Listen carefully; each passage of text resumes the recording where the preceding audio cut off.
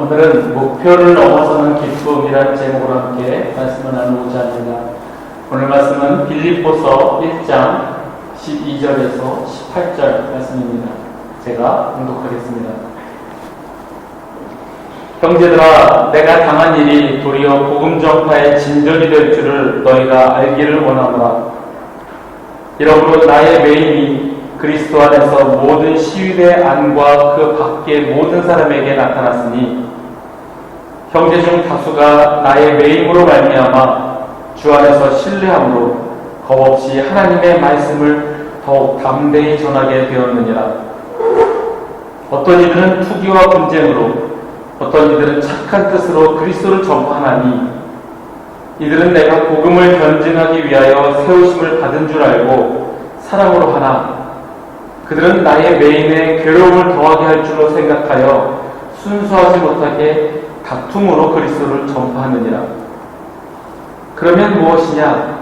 거칠애로 하나 참으로 하나 무슨 방도로 하든지 전파되는 것은 그리스도니 이로써 나는 기뻐하고 또한 기뻐하리라. 아멘. 오늘 읽은 빌립보서에는 기쁨을 의미하는 단어가 16번이나 등장합니다. 그래서 이 빌립보서는 기쁨의 서신이라고 불리기도 합니다. 우리가 잘 알다시피 빌립보서는 옥중 서신입니다. 감옥에 있을 때 쓴 편지라는 거죠. 바울은 감옥에 갇혀 있음에도 그리스도 안에서 넘치는 기쁨을 누리며 또한 그 기쁨을 이 빌립보 교회 교인들과 함께 나누며 그 교회 교인들에게 위로하고 격려하기 위해서 이 빌립보서를 쓰게 되었습니다. 바울이 이 서신을 쓸 당시에는 이제 곧 판결을 기다리고 있을 때였습니다. 무죄 석방을 확신하면서도 혹시 사형 선고가 내려질 수도 있기에 어찌 보면 불안한 상황입니다. 말 그대로 기뻐하거나 평안한 상태는 아니라는 거죠. 또한 이 서신을 보낸 빌립보 교회에도 약간의 분쟁이 있었습니다. 늘 평화롭고 늘 좋은 일만 가득한 그런 게 아니라 유오디아와 순두계 이 두 여인 간의 견해적 차이로 인해서 불화가 좀 있었고 또 지난번에도 우리가 얘기했던 것처럼 거짓 교사로 활동하는 유대 율법주의자들로 인해서 이 신앙의 정체성에 관한 혼란도 있는 등 이 빌립보 교회 역시 어려운 환경에 처해 있는 상황이었습니다. 바울이나 이 빌립보 교회나 남들이 보기에 또 우리가 보기에 그렇게 평안하고 기쁨을 누릴 만한 상황이 아님에도 바울은 기뻐하며 기뻐합니다.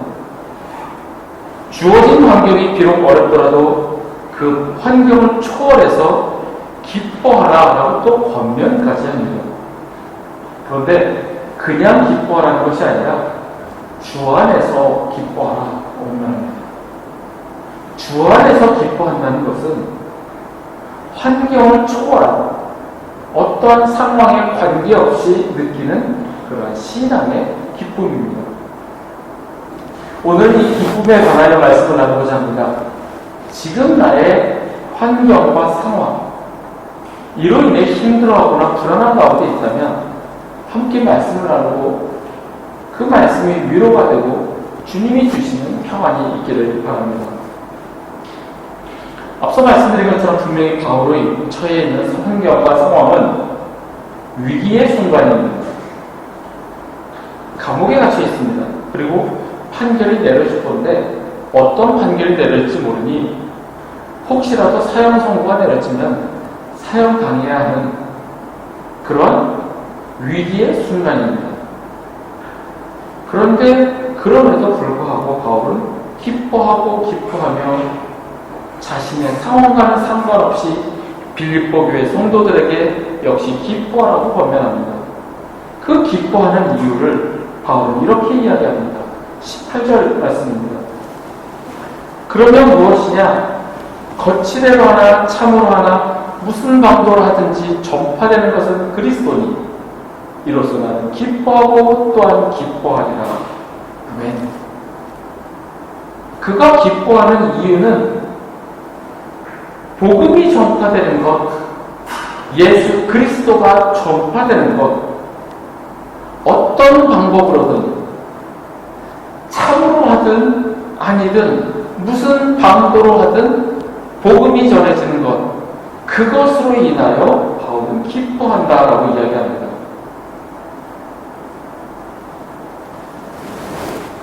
그의 목표는 복음 전파입니다. 어떠한 방법으로든 복음이 전파되면 그것으로 족하고 기쁘다라는 바울의 고백입니다. 사람에게 목표가 사라진다는 것은 삶의 의미를 잃는 것과 같습니다. 얼마 전에 지인분과 이런저런 이야기를 하다가 목표에 관한 이야기를 하였습니다. 강하고 늘 당당함에 당찬 모습을 지니고 있던 어떤 분이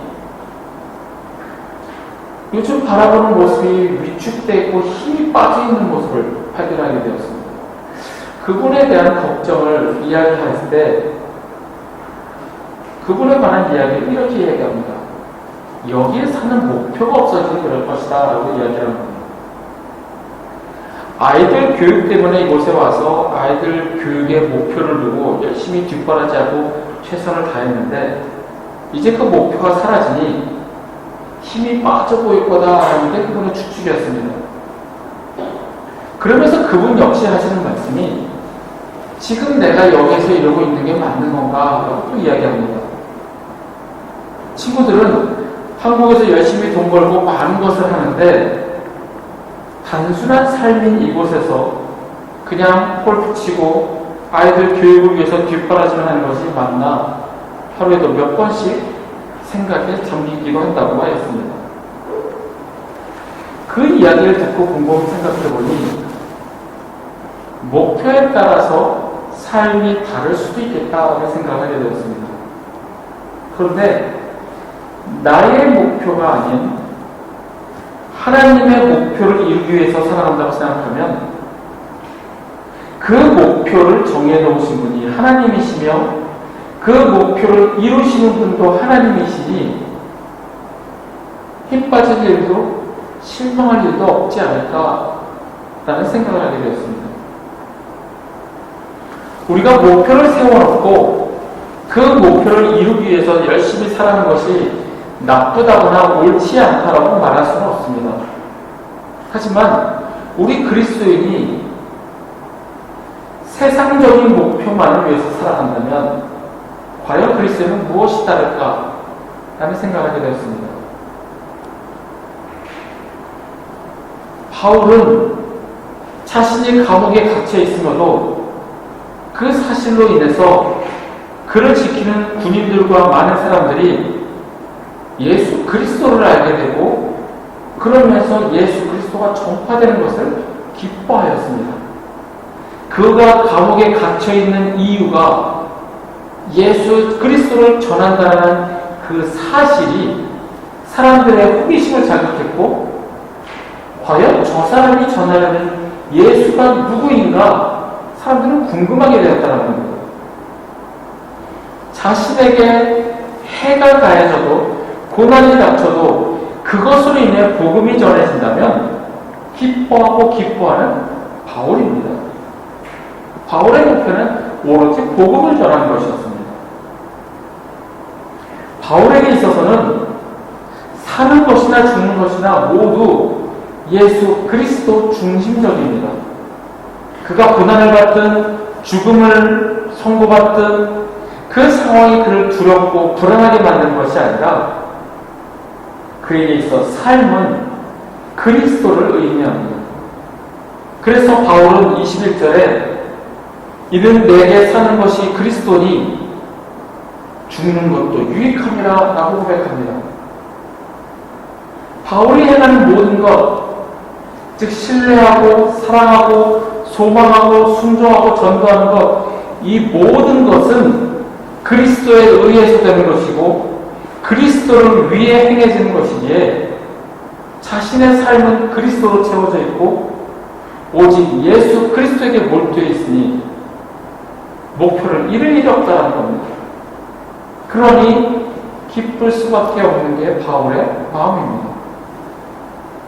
내 계획대로 되지 않고 내 뜻대로 되지 않으면 실망하고 좌절하고 불안할 텐데 나의 목표가 아닌 주님의 목표이니 주님이 이루실 것이니 전능하신 하나님께서 하실 것이니 불안할 필요도 걱정할 필요도 없다는 겁니다. 우리에게 어떤 목표가 있습니까? 나의 목표입니까? 아니면 하나님의 목표입니까? 최종적인 목표, 모든 것을 총괄하는 목표가 주님의 목표와 동일하기를 바랍니다. 주님께서 이뤄가심을 눈으로 경험하시기를 바랍니다. 바울은 감옥에 있으면서도 늘 기도와 말씀을 통하여 주님과 교제하기를 게을리하지 않았습니다.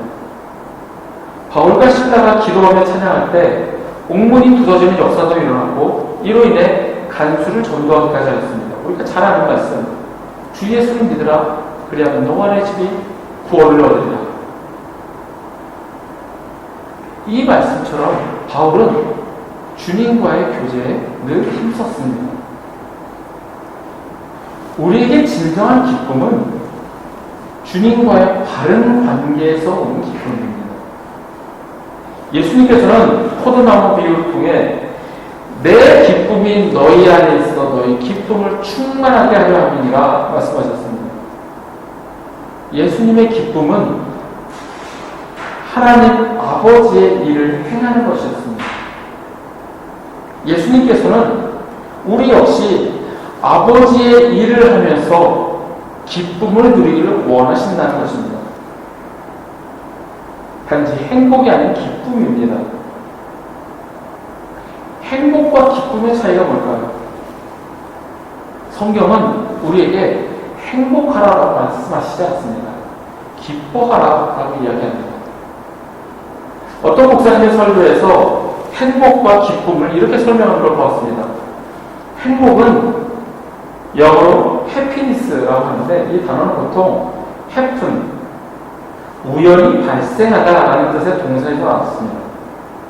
그렇다면 우리들의 인생 목표가 우연하게 일이 잘 되고 우연하게 돈이 벌리고 우연하게 성공하는 것이 행복이랍니다. 그런데 산상수훈에서의 복은 해피니스가 아니라 블레싱이라는 단어를 들어 설명하고 있습니다. 블레싱이란 bleed, 피를 흘리다라는 단어에서 나왔고 고대 앵글로색슨족은 피의 제사를 통해서 하나님과의 바른 관계를 맺는 것을 축복으로 간주하였습니다. 바로 축복이라는 것은 하나님과의 바른 관계를 맺는 것이라는 겁니다. 하나님과 바른 관계를 유지할 때 우리는 하나님의 축복을 받는다는 겁니다. 이 행복과 기쁨을 비교한다면 행복이 주변의 환경과 조건으로 인해서 생기는 감정이라면 즉 나에게 이로운 것, 물질적인 것, 나에게 만족을 주는 것 그런 유리한 것이 생겼을 때 느끼는 감정인 반면에 기쁨은 내가 처해 있는 상황과 조건에 관계없이 진정으로 느끼는 마음이라는 생각이 됩니다. 즉 기쁨은 환경과 조건이 아닌 하나님 아버지와의 관계에서 오는 것이라는 겁니다.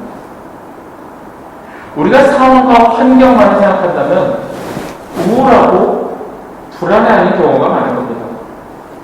세상이 내 뜻대로 움직이지 않기 때문입니다. 그리고 지금 당장 상황을 보면 앞뒤 막막하고 캄캄하기 때문인 겁니다. 하지만 그런 것들과 상관없이 주님과 바른 관계를 가지고 주님이 보여주시는 그 목표대로 움직인다면 그 목표를 이루시는 분이 하나님이시니 우리는 기뻐할 수밖에 없다는 겁니다. 지금의 상황과 환경이 어떠느냐가 중요한 것이 아니라 지금 내가 서 있는 곳이 올바른 곳이며 주님의 목표를 향해 나아가고 있는가, 그것이 기쁨의 길이냐 아니면 단지 세상 사람이 추구하는 행복만을 추구하느냐, 어떠한 길을 가느냐에 따라 우리가 기쁨을 누릴 것인지 그저 상황과 환경이 있는 행복만을 누릴 것인지를 판단할 수 있다는 겁니다. 바울은 로마서 12장에서 이렇게 분명합니다. 그러므로 형제들아, 내가 하나님의 모든 자비하심으로 너희를 권하노니 너희 몸을 하나님이 기뻐하시는 거룩한 산제물로 드리라. 이는 너희가 드릴 영적 예배니라. 너희는 이 세대를 본받지 말고 오직 마음을 새롭게 함으로 변화를 받아 하나님의 선하시고 기뻐하시고 온전하신 뜻이 무엇인지 분별하도록 하라. 이 세대를 본받지 말라. 이 세상 사람들이 각자의 목표를 가지고 그 목표에 매장하는 것처럼 세상의 것만을 쫓으려 하지 말라. 오직 마음을 새롭게 함으로 변화를 받아 하나님의 선하시고 기뻐하시고 온전하신 뜻이 무엇인지 분별하도록 하라. 하나님의 목표가 무엇인지 주님과의 교제를 통하여 기뻐하고 기뻐하는 바울의 권면입니다. 마음을 새롭게 함으로 변화를 받으면 자신처럼 그렇게 된다는 바울의 간증이기도 합니다. 저는 말씀을 읽으면서 그리고 신앙 선배들의 간증과 기독교 서적을 읽으면서 계속 느껴지고 깨달아지는 것이 있습니다. 우리가 신앙생활 속에서 가장 중요한 것은 주님과의 교제라는 사실입니다. 주님과 교제하고 이 세상을 살아가다 보면 주님의 마음이 느껴지고 주님의 목표가 내 목표가 되고 점차 변화를 받게 되고 그러면서 하나님을 알게 되고 하나님의 마음을 알게 된다는 겁니다. 그러면서 이 세상을 살아가는 이유 역시 나를 위한 것이나 우리 가족의 행복을 위한 그런 인간적인 생각 말고 주님의 기쁨이 나의 기쁨임을 깨닫게 됩니다. 그래서 지금 나에게 일어나는 모든 일들이 하나님의 선하시고 아름다운 뜻을 위하여 일어난다고 생각하니 마냥 신기하고 기쁠 수밖에 없습니다. 사람을 만나게 하시는 것도 그분을 위하여서, 사람을 통해서 일을 하게 하심도 주님의 뜻을 위하여서, 모든 것이 주님으로 인합니다 생각하니 감사할 수밖에 없다는 겁니다. 그러니 실망보다는 기대가 더 커지게 되고 어떤 일이 생겨날까 궁금해집니다. 사역을 함에 있어서도 왜 안 될까? 이 생각보다는 어떻게 하시려고 이렇게 하실까 생각하게 됩니다. 사역의 결과보다 나를 훈련시키시는 하나님, 그 과정 가운데에서 나를 변화시키시는 하나님을 경험합니다. 남들만큼 사역의 결과가 없으니 저런 한심한 얘기를 하고 있지 라고 여기는 사람들도 있을 겁니다. 하지만 지금 하나님께 쓰임받고 있다고 분명하게 믿기에 결과를 생각하지 않습니다. 하나님의 목적은 우리를 주님과의 바른 관계로 이끌어 가시면요, 그 일들을 통하여 내가 생각지도 못한 방법으로 주님의 뜻을 이루어 가십니다. 그로 인하여 하나님이 주시는 기쁨을 누리기를 주님께서는 원하십니다. 말씀을 정리합니다. 내가 가진 목표가 아닌 그 목표를 넘어서 하나님의 목표가 나의 목표가 되기를 바랍니다.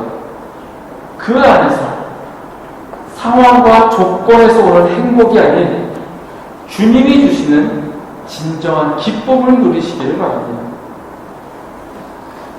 주님과의 교제를 통하여 주님의 마음을 알고 나를 변화시키시는 하나님을 경험하며 주님이 그 뜻을 이뤄가심을 체험하시길 바랍니다. 진정한 기쁨은 그 안에 있습니다. 세상이 주는 행복과 편안함이 아닌 주님이 주시는 기쁨과 평안이 우리 모두에게 있기를 간절히 소원합니다.